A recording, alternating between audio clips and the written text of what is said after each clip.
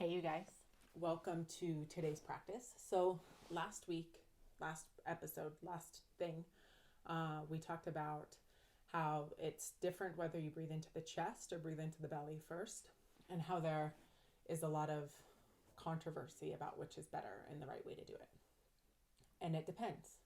Context is what determines how it is. So like we did last time, I want you just to take a seat, close the eyes, check back in with how you feel physically and mentally, and where your energy's at on a scale of 1 to 10. Are you relaxed and anxious? Are you relaxed? Are you anxious? Do you feel like you need a wind down? Do you feel like you're too wound down? These are questions that you want to ask yourself before every breath practice, just to get an idea of where you're at and then how it affects you. Now with belly breathing, we're not ever breathing into the belly. So just start to deepen your inhale and lengthen your exhale, coming to a 6-second count on each end. You breathe with the lungs. The lungs expand, pulling in air. The diaphragm engages and pushes down into the belly, displacing the abdominal wall and the internal organs. That's why the belly comes out. And then you exhale, the diaphragm comes back in, which means the organs and the abdominal wall can move back into place, and the lungs empty because of the pressure in the chest from the diaphragm lifting back up. So you never breathe into your belly. But when you do quote unquote belly breathing, what I want you to focus on the next time that you inhale is just relax the belly first, and then start to take a deep breath.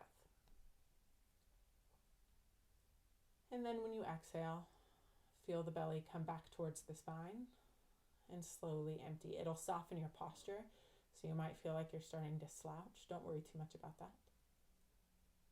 And then again, the next time that you inhale, not engage, but let the belly relax.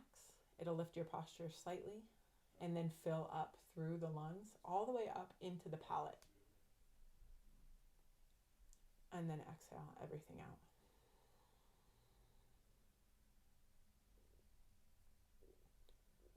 You're going to do a few more breaths like that.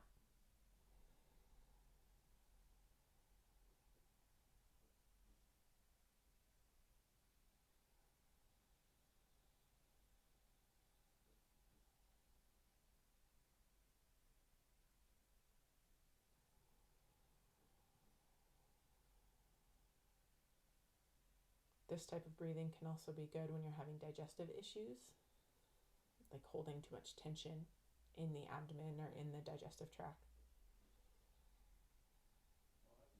Trying to relax that area and not clench through the abs so that things can start to move through with more ease.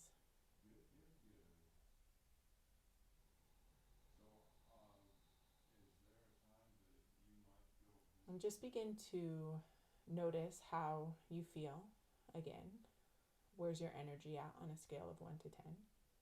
How would you describe yourself mentally and physically right now?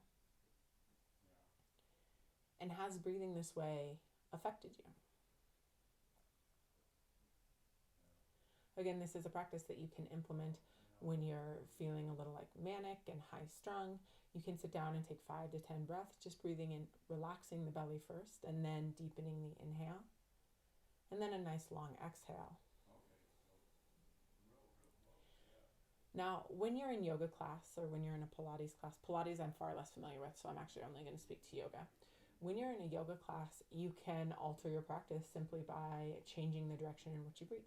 Are you breathing into the chest first to meet the goals of the practice, whatever your personal goals are, energizing, stimulating, maybe burning a little bit more, heating you up?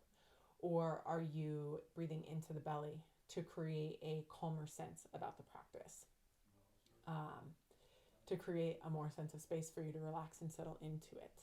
Now, I don't necessarily think that you should do this with exercise, strength training, or anything like that, because you need the breath. The breath helps to stimulate and work the routines better. So keep that in mind. But next time you're feeling stressed, give this practice a go. See how it works for you. Again, I'll catch you guys next time, and thanks for tuning in.